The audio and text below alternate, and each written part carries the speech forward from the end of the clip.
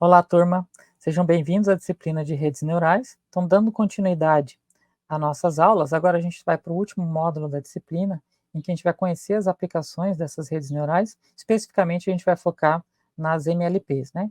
Aqui a gente vai ver nessa unidade 1 como implementar uma rede neural multicamada, ou seja, uma MLP, utilizando aí o PyTorch. Bom, vamos relembrar então os conceitos da MLP, né? Então, é uma rede que possui 3 tipos de camadas, né? A gente tem uma rede que tem uma camada do tipo entrada, uma camada do tipo oculto e uma camada do tipo saída, em que a camada do tipo entrada ela está relacionada, né, aos atributos da base de dados, ou seja, o número de valores de entrada dessa rede. Na camada oculta, né, a gente então tem camadas de neurônios e perceptron, e aqui a gente define da maneira que achar interessante, né, ou seja, que a gente achar mais promissor. E a gente tem aqui na camada de saída, né, que é uma camada que contém apenas uma camada só de neurônios, e a quantidade de neurônios está relacionada com as classes da nossa base de dados. Então, a gente tem dois grupos de camadas, né, de entrada e saída, em que a gente é um pouco mais restrito às configurações da nossa base de dados, enquanto que aqui na camada oculta a gente tem mais liberdade para configurar da maneira que desejar. E a gente também viu como funciona o ajuste de parâmetros, ou seja, como é que esse modelo atualiza esses parâmetros de maneira automática, que é o que a gente considera como aprendizado, né? Quando a gente percebe que os parâmetros do nosso modelo que está ruim estão melhorando para ficar bons, né, então a gente diz que está acontecendo um aprendizado aí. E aí a gente viu então que esse processo geralmente é feito com algoritmo backpropagation, né, em que o otimizador mais utilizado, né, embora existam outros otimizadores aí, é o SGD com a organização em mini lotes. Bom, PyTorch é uma biblioteca de software livre, né, que foi desenvolvida pelo laboratório lá do Facebook e foi lançada em 2018 justamente para poder trabalhar com e auxiliar o desenvolvimento de algoritmos, né, ou de métodos para Deep Learning.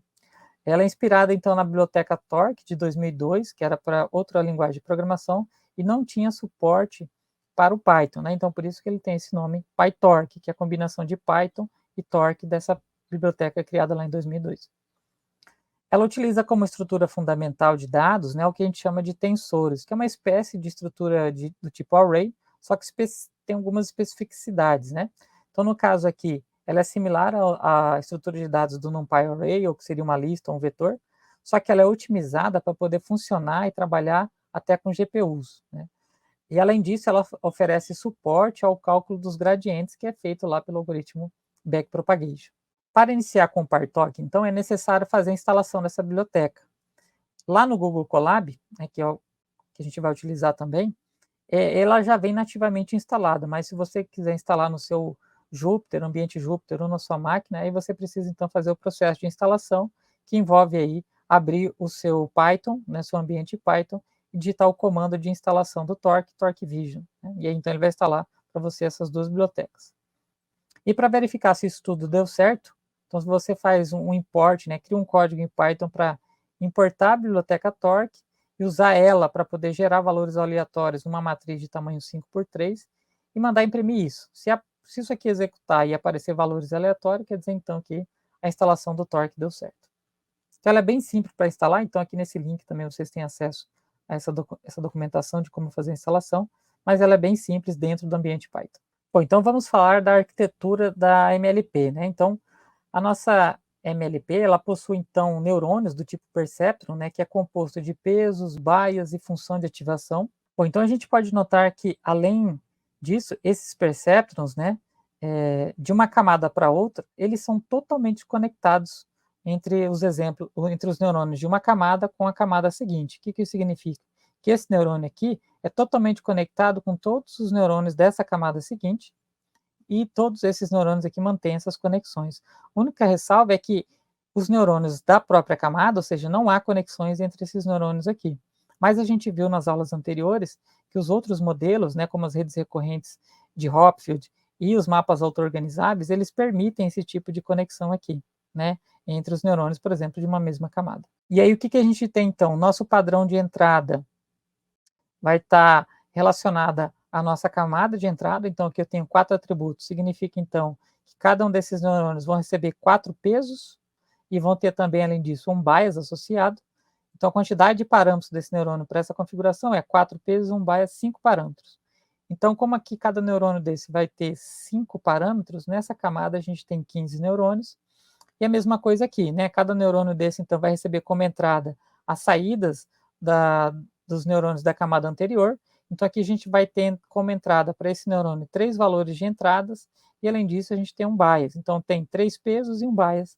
Esse neurônio aqui tem 4 parâmetros. Como cada um desses neurônios tem 4 parâmetros, aqui então a gente vai ter 12 parâmetros. Somando, então, 15 com 12, a gente tem 27 parâmetros no total para essa rede neural. Bom, para definir, então, um roteiro de treinamento e avaliação desse algoritmo, a gente tem algumas decisões a tomar, né?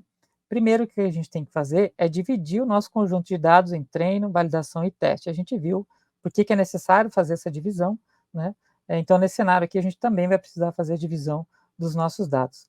Além disso, definir também como que vai ser a arquitetura da nossa rede neural que a gente vai treinar. Como que vai ser a inicialização dos pesos, dos parâmetros, né? E bias, escolher a função de ativação. Então, isso tudo está relacionado com a definição da arquitetura.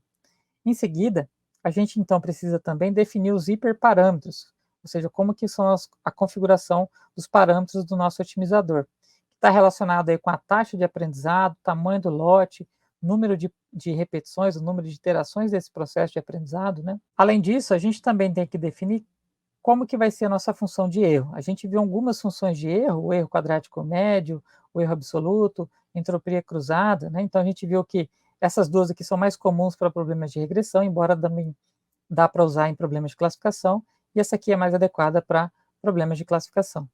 E a gente também tem que definir esse número de épocas, né? Ou seja, o número de iterações de treinamento aí. Então, vamos começar pela base de dados.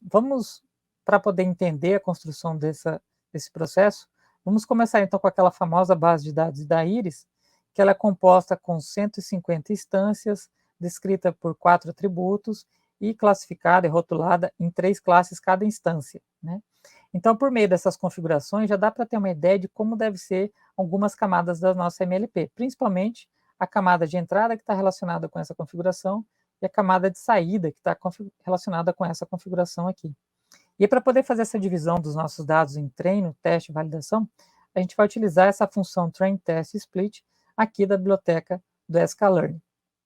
Então, nesse link aqui, vocês têm acesso à documentação para entender um pouquinho dessa função. E como é que funciona, né? Então, a primeira coisa que a gente vai fazer é utilizar a biblioteca sklearn para carregar a base de dados Iris, que já tem nativa lá, e depois a gente vai usar também essa biblioteca para poder fazer a separação dos nossos dados. Então, nesse primeiro passo aqui, o que a gente está fazendo é importar a biblioteca sklearn, né, a classe datasets.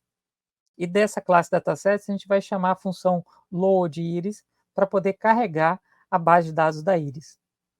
E aí ela retorna para a gente, né, por meio dessa variável aqui, ela vai retornar um dicionário que a gente tem 2 campos. Que a gente tem um campo data, que a gente tem as informações dos atributos da nossa base de dados, então, ou seja, uma matriz que tem só 4 colunas. E aqui a gente vai ter separado aonde estão os rótulos dessa nossa base de dados, que é o que a gente chama de target. E a gente vai armazenar, por exemplo, num vetor aqui chamado yclasses, que são os rótulos de cada instância. Então, esse x dados aqui vai retornar para a gente uma matriz de 150 linhas, que está relacionada a 150 instâncias, e 4 colunas, que está relacionada aos 4 atributos. E aqui a gente vai ter um vetor de também tamanho 150, só que cada posição desse vetor vai ter apenas um valor, que é um rótulo, que vai ser relacionado à classe setosa, versicolor, virgínica, que no caso aqui vão ter valores 0, 1 e 2. Então, como que funciona uma vez que a gente carregou o nosso dataset? Está aqui os dados de... Todo o nosso dataset está aqui, os atributos e os rótulos. Agora, então, a gente vai inicializar o processo de divisão do nosso dataset. Para isso, então, a gente vai pensar nessa seguinte proporção: 70% para o treino, 20% para o teste e 10% para a validação. Essa função aqui, train, test, split, o que ela faz é fazer somente uma divisão entre treino, que ele chama de treino e teste, né? Então, o que a gente vai passar como parâmetro aqui? A gente vai passar todos os atributos, né, ou seja, todos os dados só com os atributos relacionados à nossa base de dados. Então, aqui a nossa matriz 150 por 4, a gente vai estar passando aqui. Aqui a gente tem apenas os rótulos desses objetos, né, ou seja, o rótulo dessas instâncias, que é o que a gente está chamando de YClass. Então, tem que passar esses dados separados, né? E aqui a gente tem a proporção do que a gente quer para o conjunto de teste, ou seja, o nosso conjunto de teste vai ter 20% desses exemplos aqui.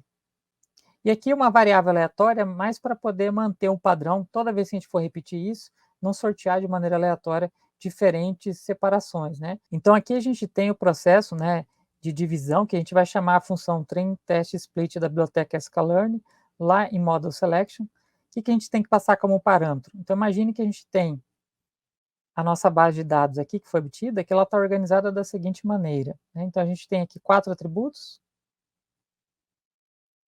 que é o que a gente está chamando aqui de x, né? E a gente tem aqui os nossos rótulos, né, que está aqui num vetor do mesmo tamanho, em termos de número de linhas, né, de x, só que aqui a gente tem valores relacionados aí a cada uma das classes, 0, 1, 2 ou 3, né? É 0, 1 ou 2, né? Ou seja, as 3 classes aí.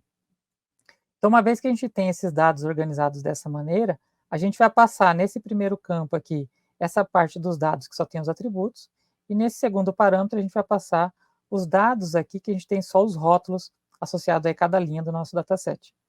E aqui eu indico também a proporção de exemplos que eu quero ter no teste. Então, eu quero ter 20% de exemplos no teste e que eu tenha uma semente aleatória, né, para poder garantir que toda vez que eu repetir esse processo, eu sempre vou escolher os mesmos dados, né? Porque essa escolha é aleatória. Então, aqui eu estou definindo uma semente fixa. Então, o que a gente quer fazer? Organizar esses dados na seguinte proporção. Aqui eu quero ter 20%, vamos supor que seja essa parte aqui, e aqui eu quero ter 70%, ou seja, essa proporção aqui de cima. Certo? Então, a ideia é fazer esse tipo de divisão. Então, a gente vai ter o nosso dataset agora resultado em duas partes. A gente vai ter a parte de treino e os rótulos de treino, e aí aqui a gente vai ter a parte de teste e os rótulos de teste, né? Então, ou seja, esse X aqui está relacionado, então, o X de teste, que eu tenho aqui no meu conjunto de teste, e essa parte aqui está relacionada só aos rótulos, né? Os rótulos aí do nosso conjunto de teste. Então, aqui, se a gente for imprimir essas duas linhas aqui, que vai retornar o shape, ou seja, o tamanho dessas matrizes, essa matriz aqui de treinamento tem que ter tamanho 120 linhas e 4 colunas, enquanto que essa matriz aqui de teste tem que ter 30 linhas e 4 colunas, né? Bom, uma vez que a gente dividiu o nosso dataset dessa maneira, a gente colocou 20% para o treino, que deu 30 exemplos ali, e o resto ficou para o teste, a gente precisa obter o nosso conjunto de validação. Mas como esse processo é feito em duas partes, agora o que a gente vai fazer é pegar o nosso dataset de treino e dividir em duas partes novamente. E a gente vai ter, dessa divisão, eu quero pegar uma proporção do treino para usar para validação. Então, aqui o que muda? A gente vai repetir a mesma função, só que os parâmetros que a gente vai passar aqui seriam, no caso aqui, o x de treinamento e o y de treinamento. Então, a gente vai passar os dados de treinamento que quer dividir em duas partes, em que eu quero ter aqui 10%, o que seria o nosso teste aqui, né, o parâmetro teste, mas é o que a gente vai armazenar chamando aqui de conjunto de validação. Então, dado que a gente tem aquele pedaço do nosso conjunto de treinamento, a gente vai dividir ele em duas partes, em que eu vou ter aqui 10% para validação e o resto que sobrar aqui vai ser o nosso treino. Então, chamando essa função de novo, agora passando só os dados de treinamento, a gente então vai ter o nosso conjunto de treinamento refinado, provavelmente vai ter aí 108 exemplos, e o nosso conjunto de validação que vai ter aí 12 exemplos. Então, dessa maneira, a gente fez a proporção, né, que a gente tem lá 20% do nosso dataset para treino, e o resto aí a gente se organizou entre treino e validação. Bom, lembrando que a gente vai utilizar o SGD, né, que trabalha, né, a gente vai trabalhar com ele em lotes, então a gente precisa definir qual que vai ser o tamanho de cada lote, né? E essa definição, né, a gente pode fazer exatamente nesse momento em que a gente, por exemplo, vai definir aqui o tamanho do lote em 12 exemplos, ou seja, eu vou criar lotes do nosso conjunto de dados em que cada lote vai armazenar 12 exemplos. Isso é útil para dados volumosos, a gente viu, né, esse cenário que seria do SGD em mini-lote, e principalmente para aqueles cenários em que a gente tem restrições de memória para a GPU. Então, ou seja, a GPU não tem uma capacidade de armazenamento muito grande, e o que tem de memória ali é o que a gente vai utilizar para definir esse lote. Bom, e para fazer esse processo, né, de construção dos lotes, a gente então vai utilizar essas duas classes da biblioteca PyTorch, a classe dataset e a classe dataloader. Bom, então aqui a gente vai criar então o nosso dataset, nossa base de dados, né? Então para isso a gente vai utilizar a classe dataset do Torque, e aí para isso a gente vai criar então uma classe, por exemplo, chamada meu dataset, mas pode ser Iris, por exemplo, dataset ou qualquer outro nome, mas aqui eu estou chamando de meu dataset, que ela estende justamente essa classe aqui dataset.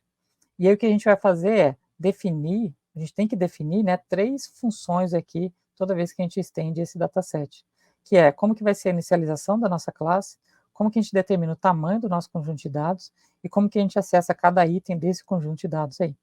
Bom, então o que a gente vai mandar para a nossa classe vai ser o nosso dado, que é o nosso vetor de atributos, a nossa matriz de atributos, né, que é a nossa matriz número de linhas por 4 colunas, e aqui os nossos rótulos, que é aquele vetor de rótulo. Então a gente vai passar essas duas informações. E aí, o que a gente está fazendo é criar as variáveis data e labels justamente para poder armazenar essas informações. E elas são tudo do tipo tensores, né, ou seja, do torque, e o tipo dos dados são, para o caso da matriz de dados, é um float 32, e para os rótulos são valores do tipo inteiros, né? Então a ideia aqui é converter para esses formatos aqui, para na hora que quando a gente for criar a nossa MLP, as matrizes de pesos que a gente vai manipular e os dados, eles serem também desse tipo aqui. Então a gente tem que ter uma equivalência entre os tipos lá. Então, uma vez que a gente definiu a nossa função de inicialização, a gente construiu aqui dentro da minha classe dataset as informações onde estão armazenados os dados e os rótulos, né? O próximo passo, então, é definir como calcular o tamanho dessa nossa base de dados. Então, aqui no caso, simplesmente chamando a função len, a gente vai conseguir calcular o tamanho desse dataset, que é uma matriz, né, do tipo tensor. E aqui a forma que a gente vai acessar cada instância ou cada objeto da nossa base de dados. Então, dado o índice que vai ser enviado para a gente então consegue acessar esse dataset acessando naquele índice a linha associada aos dados e aquela posição associada aos rótulos. E aí a gente obtém então a linha contendo os 4 atributos e o rótulo associado àqueles dados com 4 atributos. Então a gente vai retornar essas duas informações. E aí, quando a gente for testar isso, né, e for imprimir, a gente pode ter, por exemplo, esse tipo de resultado, né? O total de exemplos no conjunto de treino é em 108, e aí aquela instância numa determinada posição, a instância na posição 3, ela tem essa configuração. Então essa aqui é aquela terceira instância e o rótulo associado a ela. Bom, uma vez que a gente construiu o nosso dataset, aí agora a gente vai criar o data loader, que vai ser responsável para organizar os nossos dados em lotes, né? Então, para isso, a gente vai usar a função dataLoader também do Torque, em que a gente tem que passar o nosso dataset, que a gente acabou de criar, que é o dataset de treino. Então, a gente criou o nosso dataset de treino, vai definir aqui qual que é o tamanho do lote, nosso batch de 12, tamanho 12. E aí, então, aqui eu shuffle para dizer o seguinte, se a gente quer embaralhar esses dados, ou pega na ordem que eles estão lá. E então, a gente criou o nosso dataLoader. E aí a gente vai acessar os nossos dados desse dataset de lote por meio dessa função iter e next. Então, toda vez que a gente chama next e iter, passando aqui o nosso train data loader, a gente vai acessar sequencialmente cada um desses lotes, né? Então, por exemplo, se a gente fizer uma rodada, uma chamada, uma iteração desse lote, a gente vai ter aqui essas duas informações, os atributos desse lote e o rótulo de cada um desses lotes. E quando a gente for imprimir aqui, a gente vai ter esse resultado. Então, a gente vai ter as primeiras 12 instâncias relacionadas ao primeiro lote e o rótulo aqui dessas 12 instâncias. Então, notem que aqui que a gente tem nesse lote, a gente tem os rótulos para a classe 0, para a classe 1 e um exemplo aqui para a classe 2. Então, é interessante verificar se a gente tem aqui a maioria dos rótulos aqui, né, no nosso lote. E então, feito isso, agora a gente conseguiu organizar os nossos dados em lotes de tamanho 12. Então, a gente vai ter 12, 12, 12, até chegar ao tamanho total, que é o tamanho do nosso dataset de treino. Bom, uma vez que a gente organizou o nosso dataset, agora vem para a segunda etapa, que é definir a arquitetura da nossa rede. Então, vamos considerar nesse exemplo uma rede pequena, uma MLP para o dataset da Iris pequena. O que seria uma rede pequena para esse cenário? A gente configurar a nossa rede como essa, em que a gente vai ter uma camada de entrada com os 4 valores, né, ou seja, vão entrar 4 valores associados aos atributos. A gente vai ter uma só camada oculta, que vai ter apenas 2 neurônios. A gente vai ter uma camada de saída que vai ter 3 neurônios, porque a gente tem 3 classes, né, cetosa, versicola e virgínica. Então, essa nossa camada de saída tem que estar, a quantidade de neurônios aqui está relacionada ao número de classes. Então, aqui a gente tem que ter 3. Aqui que a gente poderia variar, né, mas aqui, talvez de uma maneira reduzida, né, eu coloquei aqui 2 neurônios. E aí, além disso, decidir como que vai ser a nossa função de ativação. Vamos supor o seguinte, a gente vai ter uma função de ativação aqui na camada oculta, e na saída a gente não vai aplicar função de ativação nenhuma. Bom, então como funciona a construção dessa classe, né, desse objeto aí, MLP? Para isso, então, a gente, assim como o dataset, cria uma classe que vai estender os módulos neurais, né, do PyTorch, que é o que a gente chama de NN-módulo. Então, para isso, a gente vai importar as bibliotecas do Torch, e aí vai criar uma classe, por exemplo, chamada minMLP, ou MLP, por exemplo, em que ela estende essa classe NN-módulo, e para toda vez que a gente estende, a gente tem que definir essas duas partes. Como que vai ser a função de inicialização dessa rede neural, e como que vai ser a propagação dos dados nessa rede neural. Bom, aqui a gente vai definir justamente a arquitetura, a configuração da arquitetura, e aqui a gente vai definir como que os dados vão ser propagados. Bom, com relação à arquitetura, a gente quer isso, né? Então, entra 4 dados, tem 2 neurônios aqui, 3 neurônios aqui. Bom, para isso, a gente então vai criar o que representa cada uma dessas camadas são funções, né, objetos do tipo NN-linear. Então, cada NN-linear está associada a uma camada dessa.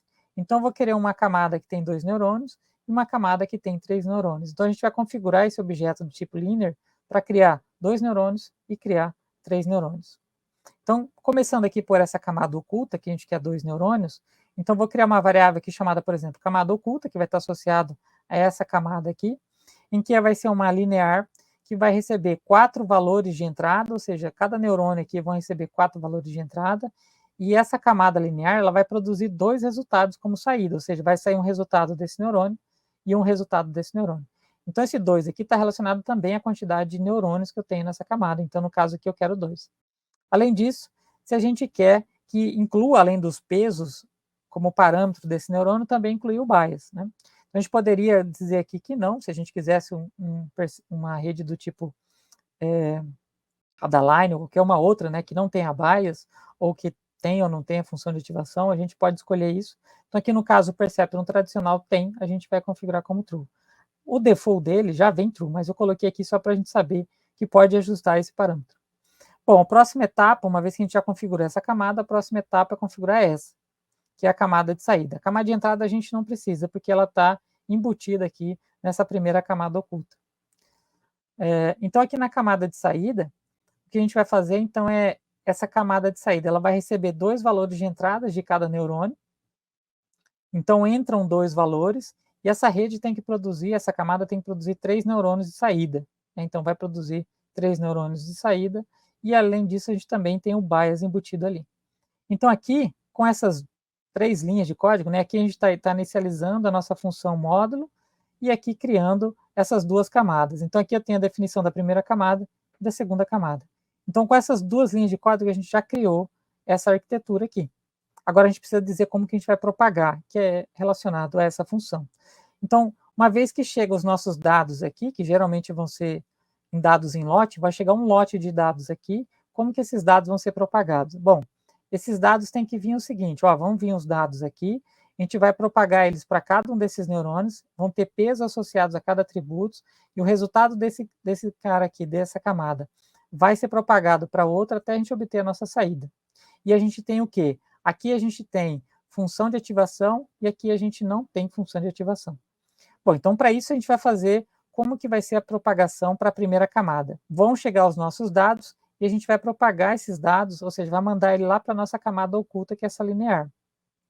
Então, fazendo isso, é exatamente fazer esse processo aqui, x vezes w mais b. Porque aqui a gente tem o bias e já tem os pesos inicializados, né, para essa camada oculta. Então, quando a gente passa esses dados, a gente está fazendo essa parte. Aí, logo aqui, o resultado disso, a gente vai aplicar uma função de ativação, que é, por exemplo, aqui a relu que a gente definiu. Então, aqui vai aplicar relu no produto do x com w mais b, isso aqui vai dar para a gente uma resposta h, que vai ser exatamente a saída desses neurônios aqui. E o que a gente quer fazer com a saída desses neurônios? Propagar para a camada seguinte. Então, esses neurônios, essa resposta que vai sair aqui, a gente vai mandar agora lá para a camada da saída. De que maneira? A gente vai fazer a mesma coisa, só que agora a nossa entrada é essa saída H dessa camada anterior. Então, a gente vai fazer H vezes W mais B quando a gente faz isso, né? E aí, como a gente não quer aplicar função de ativação nenhuma, a gente já vai ter direto os nossos logits, ou o nosso campo local induzido de cada um desses neurônios, é o que a gente vai retornar. Então, qual que é a sequência? Entra X aqui na camada oculta, ela vai produzir um H, que eu vou propagar na camada de saída, que vai produzir um Y, que a gente vai mandar para a nossa função que chamou. Então, esse é o sentido de propagação dos dados na nossa rede, ou seja, o sentido forward, que é sair dos dados para a saída da rede. Bom, uma vez que a gente definiu a nossa classe, como que vai ser essa propagação, agora, para a gente poder construir ou criar essa classe, aí basta a gente então fazer uma chamada para o nosso objeto minMLP.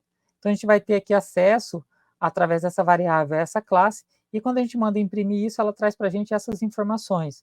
Então, eu tenho duas camadas, uma está armazenada nessa variável que eu chamei de camada oculta e outra nessa variável que eu chamei de camada de saída. Essa camada oculta é uma linear que entram 4 valores, ou seja, 4 features, né, que serão relacionadas a essas features aqui, que vão entrar 4 valores aqui. A saída dessa camada vão ser 2 neurônios. Então, aqui vai ter 2 respostas. Esse neurônio vai produzir uma resposta e esse vai produzir outra resposta, totalizando aí 2 neurônios ou 2 respostas que vão sair dessa camada. Aí a camada de saída vão entrar agora 2 valores como entrada, ou seja, todos esses neurônios vão entrar 2 valores, e a saída dessa camada vão ser 3 valores aqui, que é justamente esses 3 valores aqui. Então, essa é a configuração da nossa rede neural. Agora a gente vai ver como foi inicializado os pesos, os parâmetros dessa rede, né? Então, a gente vai olhar aqui, por exemplo, para essa primeira camada, que é a camada oculta, como que ficou os pesos. Então, quando a gente chama aqui a nossa classe MLP e acessa as variáveis associadas à camada oculta e manda imprimir os pesos que está armazenado nessa variável aqui, e os bias que está armazenado nessa variável aqui, que é padrão do NN Module, a gente vai ter esses resultados. Então, aqui a gente tem a matriz, que é 2 por 4, que está associada aos pesos dessa camada. Por que 4? Porque a gente tem um peso associado a cada entrada dos nossos dados. Esse valor aqui, por exemplo, 0,19, ele pode estar associado a esse peso aqui desse primeiro neurônio. Esse valor aqui, 0,06, está associado ao peso, esse segundo peso desse neurônio. Esse valor menos 0,39 está associado a esse terceiro peso, e esse valor aqui, 0,44, está associado a esse quarto peso, né? De maneira análoga, a gente também tem para o neurônio de baixo, que a gente tem esse primeiro peso como 0,2, esse segundo peso associado a esse peso aqui, que é 0,43, o terceiro peso, que tem um valor aqui menos 0,38, e o último peso aqui que tem o valor menos 0,4. Então aqui a gente tem os 4 pesos associados a esse segundo neurônio. E aí a gente tem os bias de cada um desse neurônio, né? Então, esse neurônio aqui tem um bias de menos 0,39, enquanto que esse primeiro neurônio aqui tem um bias de menos 0,21. Então, esse é o valor de bias e pesos dessa primeira camada, né? Se a gente quiser ver a da camada de saída, é só substituir aqui por saída e aqui por saída, a gente vai visualizar isso também. Bom, agora a gente precisa configurar o nosso otimizador, que é a descida do gradiente em lote. Para isso, a gente vai precisar determinar como que vai ser o valor, qual que vai ser o valor da nossa taxa de aprendizado. E aqui no caso do torque, existe uma variação do SGD, que é o SGD com momento, que a ideia dele é incorporar parâmetro relacionado à velocidade para dizer o quanto agressivo que a gente vai ser na caída dessa função, né? Ou seja, com que velocidade a gente vai descer isso. E essa velocidade é, de uma certa maneira, a média entre o gradiente da iteração passada com o gradiente da iteração atual, e tira uma média relacionada a isso para determinar justamente essa velocidade de decaimento. Bom, para poder inicializar então esse otimizador, a gente vai usar a função opt, né, lá do torque, e aí dentro dessa função existem vários otimizadores, né? SGD, ADAM-W, RMSprop, né? O que a gente vai utilizar aqui então é o SGD, então optim.sgd, e aí o que a gente tem que passar? Quais são os parâmetros do modelo que a gente quer otimizar? Então aqui acessando mlp.parameters, a gente vai ter acesso a todos os parâmetros da nossa rede, ou seja, todos aqueles pesos e aqueles bias. E aqui a gente configura qual que é a taxa de aprendizado, a gente quer essa taxa de 0,01, e aqui esse momento. Esse momento aqui é um valor entre 0 e 1, né? Se a gente usa o valor igual a 1, é exatamente o SGD normal, e a gente pode variar um pouco isso, colocando aqui, por exemplo, o valor default, que é 0,9. Então, deixando aqui o valor default e modificando apenas esse parâmetro aqui. E aí, quando a gente for visualizar o que a gente tem nesse otimizador, né? Então, a gente pode acessar o campo aqui, parangroups, onde ele armazena todo o grupo de parâmetros. A gente só tem um grupo de parâmetros aqui, então a gente só vai acessar a posição 0 desse parangroups, e aí então a gente pode ter acesso a vários parâmetros que existem ali. Um deles é o parâmetro, e o outro é a taxa de aprendizado. Então, quando a gente manda imprimir os parâmetros, ele vai trazer aqui para a gente todos os parâmetros da nossa rede. O que a gente tem na nossa rede? Ó, a gente tem essa matriz aqui, que é a nossa matriz de W, de pesos que a gente falou. Essa daqui é a nossa matriz de bias, que a gente verificou para aquela camada. Agora, olhando aqui para a segunda camada, a gente tem uma matriz aqui de pesos, que são, então, como a gente tem 3 neurônios, cada linha dessa está associada a um neurônio e os pesos de cada um desses neurônios, porque vão vir 2 valores. E aqui a gente tem um bias associado a cada um desses 3 neurônios. Então, aqui a gente tem os pesos e os bias do neurônio da camada de saída. E por último, aqui a gente está mostrando justamente essa parte, que é o learning rate, que a gente definiu em 0,01. Bom, uma vez que a gente configurou, né, como é que funciona o cálculo de derivadas, né? A gente vai ter que fazer isso na mão. Bom, a gente viu que o PyTorch tem um suporte a isso, então a gente não vai precisar, né, ainda bem, fazer todos aqueles cálculos de derivada lá. Tem uma função, né, um algoritmo chamado AutoGrad, dentro do PyTorch, que vai fazer esses cálculos aí. Então, vai facilitar a nossa vida, né? Mas vamos ver um exemplo de como que funciona esse algoritmo para aquele problema de regressão visto lá no início. Então, vamos supor que a gente vai chamar aqui a nossa função de erro, o erro médio quadrático, MSE, que tem lá na nossa biblioteca Torque. E vamos supor que eu vou criar um exemplo de entrada X qualquer, que o rótulo desse exemplo deveria ser Y, e aí a gente vai configurar 2 parâmetros, que é o M da nossa equação da reta, o Y0, que é da nossa equação da reta, e aqui a gente define o recurseGrad como true, porque a gente quer armazenar as derivadas com relação a esses parâmetros, a esses tensores. Então a gente precisa indicar, se esse é um tensor que a gente quer calcular a derivada, a gente precisa deixar esse parâmetro como true. E a gente vai inicializar esse m como 1.2 e esse y0 da nossa equação da reta como 0.5, certo? Então, ou seja, esse m aqui vai ser 1.2 e esse y aqui vai ser 0.5. E quando a gente passa esse dado x aqui, isso vai produzir para a gente uma resposta, que a gente vai comparar essa resposta com a nossa resposta, que é o valor 5. Então, ou seja, para o dado 5, isso aqui tinha que produzir 5. Né? Então, o que seria ideal? É que esse y0 fosse 0 e esse m aqui fosse 1. Mas é diferente, a gente tem esses parâmetros aqui. Bom, e uma vez que a gente calculou esse erro, né, o que a gente faz então agora é chamar a função backward, né, para poder calcular o backpropagation e trazer para a gente o cálculo dessas derivadas. Então, o que isso aqui vai fazer? Vai acessar cada um desses parâmetros aqui, que eu coloquei como que requer gradiente, e ele vai trazer para a gente a derivada parcial de cada parâmetro desse com essa nossa função. Seja ela desse jeito, seja aqui com um erro quadrático médio, absoluto, seja lá qual for, e como for essa rede aqui, essa função vai poder trazer para a gente isso, porque ela vai mapear toda a sequência de operações que a gente vai fazendo desde a propagação dos nossos dados. Então, aquela função forward, que tem aquela sequência de passos, o Torque vai registrar e vai armazenar numa espécie de grafo todas aquelas operações que a gente foi fazendo, multiplicou o x com w, depois somou com b, depois aplicou ReLU, depois passou isso para uma outra camada. Isso tudo é armazenado para justamente saber a influência de cada parâmetro com relação ao erro. E por meio desse grafo, ele consegue trazer para a gente, então, as derivadas. E onde que ele armazena essas derivadas? Ele vai adicionar no próprio tensor dos parâmetros. Então, a gente vai criar um espaço adicional ali, que é um campo chamado grad, onde o Torque vai armazenar os gradientes ali. E quando a gente for imprimir esses gradientes, ele retornou para a gente esses gradientes. Então, ele está dizendo o seguinte, ó, a taxa de variação do parâmetro m com erro, ela é 15, enquanto com y0 é 3. E a gente viu isso lá na nossa aula de regressão, que para esse cenário aqui, realmente esse parâmetro m, ele influencia mais o erro do que esse parâmetro aqui. Então, se eu tiver que atualizar esse parâmetro, eu tenho que usar uma proporção disso, desses parâmetros, para poder fazer essa atualização. Então, ou seja, só com essa linha aqui, a gente fez todo aquele cálculo de backpropagation, calculado derivada parcial, e está tudo aqui retornado para a gente.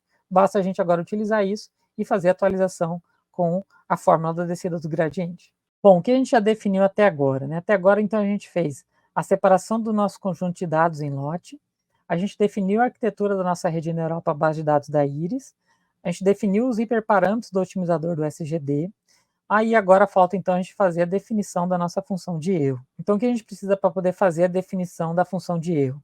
Então a gente gostaria de obter as saídas dos neurônios em termos de probabilidade para cada classe, ou seja, uma resposta para um neurônio que tem uma resposta mais alta, a gente vai ter uma probabilidade maior, indicar aquilo como uma probabilidade maior de resposta àquela classe, enquanto que os outros neurônios teriam probabilidades baixas, né? Ou seja, valores entre 0 e 1. Para isso, a gente teria que aplicar o softmax para poder fazer esse processo, né? Em seguida disso, aí sim a gente calcularia a diferença entre os nossos rótulos preditos e verdadeiros, que seria o nosso y real, só que como os nossos rótulos são discretos, a gente então pode talvez descartar as métricas, né, as funções de erros para valores contínuos, como o erro quadrático, e ficar aqui, por exemplo, com a entropia cruzada. Embora dê também para usar ela, né, mas a gente pode talvez ficar com a entropia cruzada. E além disso, o interessante é que dentro do PyTorch tem várias funções de erro. No caso aqui da entropia cruzada, ela já normaliza os nossos dados com softmax, então a gente não precisa se preocupar em fazer o softmax e aplicar a função de erro. Bom, então, decidida a função de erro, né, a entropia cruzada, como que a gente constrói ela, né? Então a gente vai fazer o import da nossa biblioteca, embora eu já tinha feito ele anteriormente, mas só para lembrar que tem que fazer um import aqui, que a gente vai utilizar o NN, né? E dentro lá do torque a gente tem então a função chamada cross entropy loss, que está associada à entropia cruzada, e então a gente tem aqui uma variável associada à função de entropia. E toda vez que a gente for querer utilizar essa função, a gente tem que chamar então erro fn, passa aí os dados preditos e reais, a gente então vai conseguir obter a resposta, ou seja, o nosso erro. E se a gente imprime o que tem nessa função aqui, nada mais é que uma referência ao objeto cross entropy loss. E aqui então a gente conseguiu definir todas as componentes necessárias para fazer o treinamento. Bom, então o que a gente fez? A gente fez a separação dos nossos dados, definiu a arquitetura da nossa MLP, a gente otimizou os hiperparâmetros, a gente definiu a nossa função de erro, então a gente organizou todas essas informações aí para preparar o nosso treinamento. Bom, aqui a gente encerra essa unidade, né? Então aqui eu tenho as referências sobre esse assunto, redes neurais, né? O livro de redes neurais do Hayek, lá no capítulo 4, fala sobre, revisa, né, as configurações de treinamento de uma rede neural. O livro aqui de Deep Learning, que é um livro online, né? No capítulo 5 ele fala também de como treinar uma MLP, então aqui também tem essa informação. Então aí tenham todos bons estudos e até a próxima aula.